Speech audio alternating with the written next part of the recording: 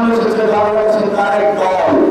এই যারা তারেক রহমানের সভাপতিদের কর্মকর্তা, যারা তারেক রহমানের চাঁদাবাজির শিকার, যারা তারেক রহমানকে এসে টাকা দিয়েছে যে বাবা তুমি দেশে ফেরত যাও, তোমাকে আমি পাসপোর্ট দিলাম, আমাকে একটা লাইসেন্স দাও যাতে আমি দেশে চাঁদাবাজি করতে পারি। এই ধরনের কিছু সংগঠিত উশৃঙ্খল মানুষ ঐক্যবদ্ধ হয়ে আমাদের মাথার উপর চেপে বসেছে।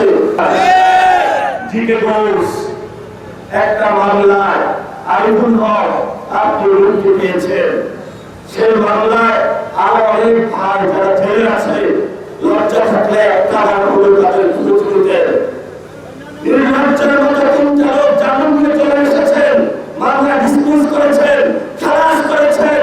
বাকি যেই লোকজনকে একই মামলা রাখা হয়েছিল সেই লোকদের কি অবস্থা হবে জিকে রাখবে আপনাকে আমি জিজ্ঞাসা করতে চাই। আসসালামু আলাইকুম ওয়া রাহমাতুল্লাহি ওয়া বারাকাতুহু।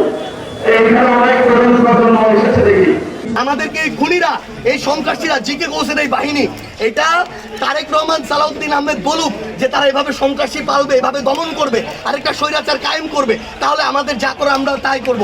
কিন্তু তারা রক্ত নিক, জীবন নিক, কোনো সন্ত্রাসী এই বাংলাদেশের কায়েম হইতে দেওয়া হবে না। এই হবিগঞ্জ কারো বাপের না, এই হবিগঞ্জ কারো বাপের না।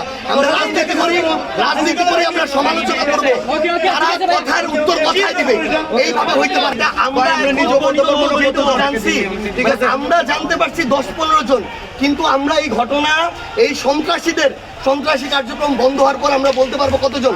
কিন্তু আমি আবার ওই ভাইয়ের চিন্তা বলতে পারতেছি না, ওর চোখের অর্ধেক বের হয়ে আছে।